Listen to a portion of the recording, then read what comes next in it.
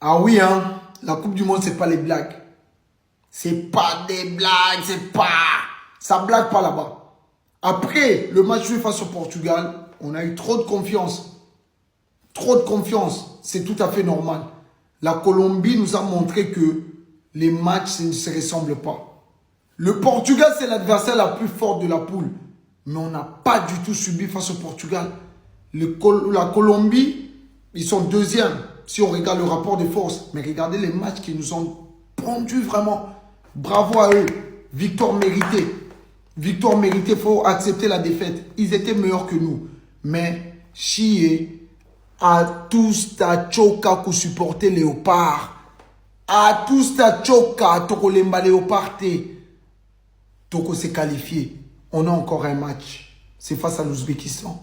Beaucoup ne nous ont pas donné la chance. Beaucoup disaient on va prendre 5-0 face au Portugal, 3-0 face à la Colombie. Aujourd'hui, on a pris 2 buts. Sur les 2 matchs, on en a marqué 1. La différence de but de -1. On gagne juste un 1-0. On est qualifié avec 4 points. On est qualifié. Il n'y a pas mort d'homme. On a le droit de perdre un match. La RDC a le droit de perdre un match. C'est la Coupe du Monde. C'est comme ça. Tu fais d'autres matchs nuls, d'autres tu gagnes, d'autres tu perds. Aujourd'hui, on a perdu. Aujourd'hui, on a perdu. Lionel Mpassi, bravo, homme du match de notre côté. Il nous a gardé dans le match très longtemps. Même après le premier but de la Colombie, il a fait encore quelques arrêts. À la fin, on pouvait même arracher le 1-1. Le tir de loin de Mboukou. La tête de Chancel Mbemba. Et quelques situations, peut-être même, il y avait une petite main. Mais bref, la Colombie mérite sa victoire. Beaucoup de joueurs étaient en dessin. Moukao sorti à la mi-temps. Logique. Et Bakam aussi sorti juste 10 minutes après la mi-temps. Logique. Mais je n'ai pas vraiment senti l'apport aussi de Banza et Sadiki. Mais ça arrive. Ça arrive. Ça arrive. Donc, les changements du coach. Beaucoup diront, oh non, il devrait jouer avec les 4-3-3, 4-3-3, je sais pas. Non, il a fait son choix 5-3-2. Ça donnait ce que ça donnait. Hein? On est trop défensif, oui.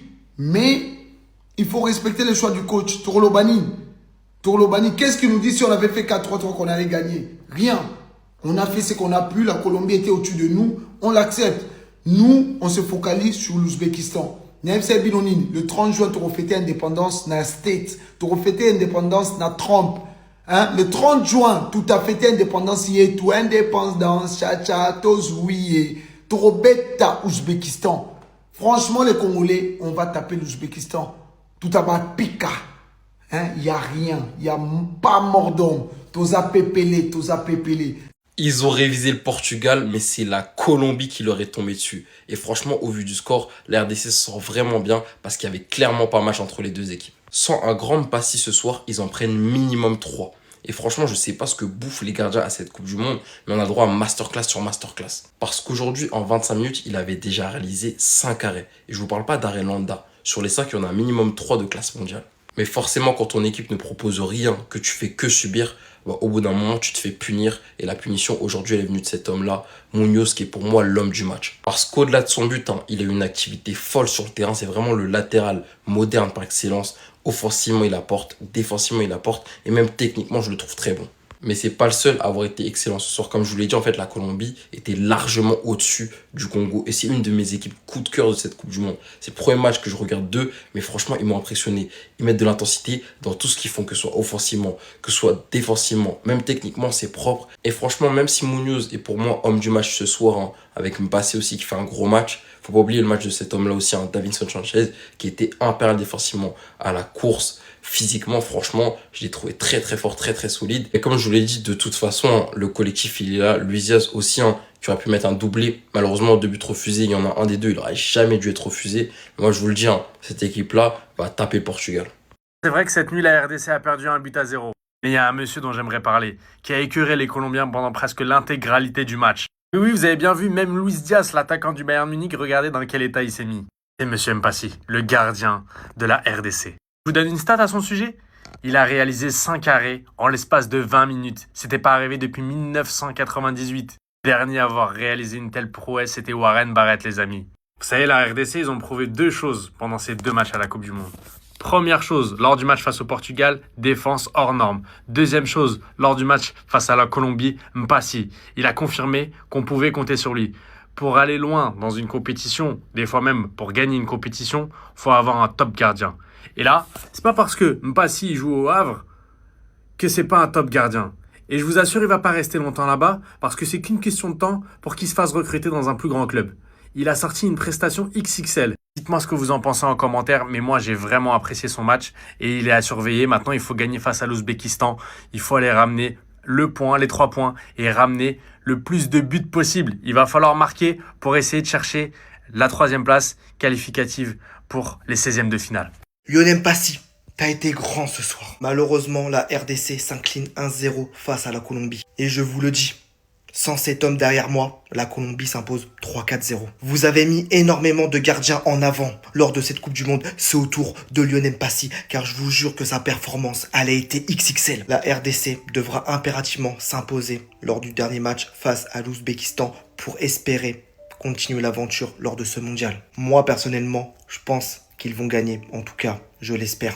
Allez la RDC. Ne lâchez pas, tenez bon, vous avez moyen de faire quelque chose. Attendez. La performance là que vous nous avez pondue ce soir, là, est-ce que c'est un prank? Non mais vraiment, je pose la question car là j'ai envie de savoir, est-ce que la performance que vous nous avez pondue ce soir, c'est un prank?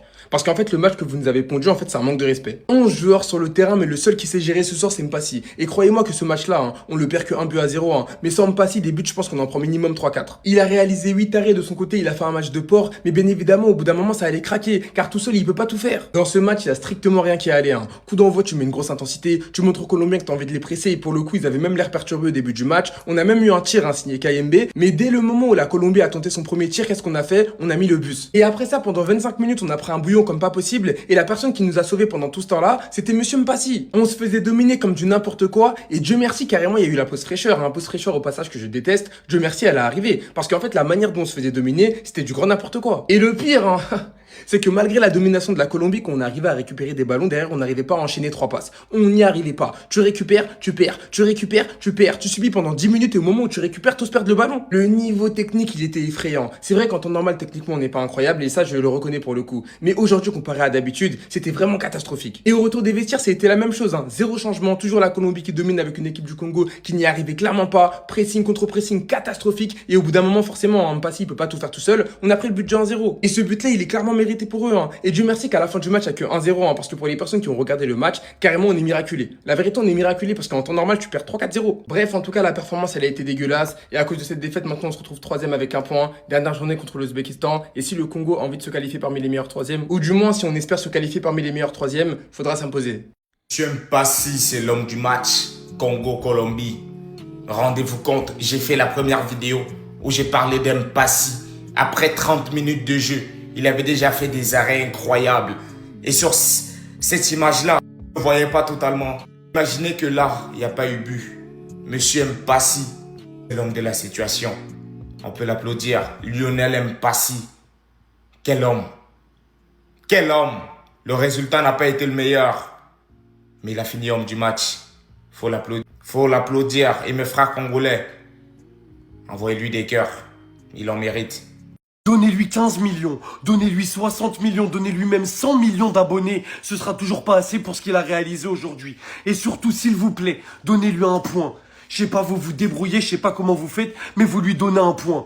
Parce qu'un mec qui fait 8 arrêts comme ça et qui se retrouve avec 0 point, une défaite sur le dos, c'est horrible. Lionel Mpassi vient de réaliser un match all-time. Un match qui est top 3 des meilleures performances des gardiens dans cette Coupe du Monde et très largement. Et le pire, c'est que le seul but qu'il prend, c'est sur une frappe contrée. Ce mec-là, il mérite de prendre 1 point tous les jours. À la 25e minute, il avait déjà 5 arrêts. Si la Colombie, elle n'arrive pas à 2-0 minimum à la mi-temps, c'est parce que ce mec-là, c'était un mur. Au final, dans ce match, on peut pas dire qu'une victoire de la Colombie, c'est pas mérité. Évidemment, c'est mérité. Elle a entrepris plus de choses, elle a réussi plus de choses, elle a été plus juste techniquement que cette équipe de la RDC offensivement.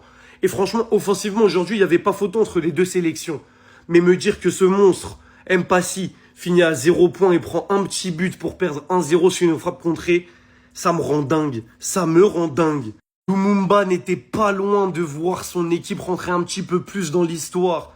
Parce que arracher un match nul contre le Portugal, déjà, c'est exceptionnel. S'ils avaient arraché le nul contre la Colombie, en plus de ça, ce qui est pas passé loin au vu de la performance d'Mpassi, ça aurait été encore plus légendaire. Alors maintenant, voilà, la RDC est toujours maître de son destin. 1 point, il te reste l'Ouzbékistan, normalement ça doit faire 3 points. Si ça fait 3 points, t'es à 4.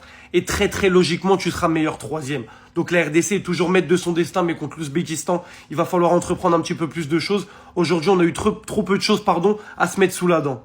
Quant à la Colombie, on ne peut que dire bravo. 2 matchs, 6 points, 2 victoires. Premier du groupe devant le Portugal, la RDC et l'Ouzbékistan.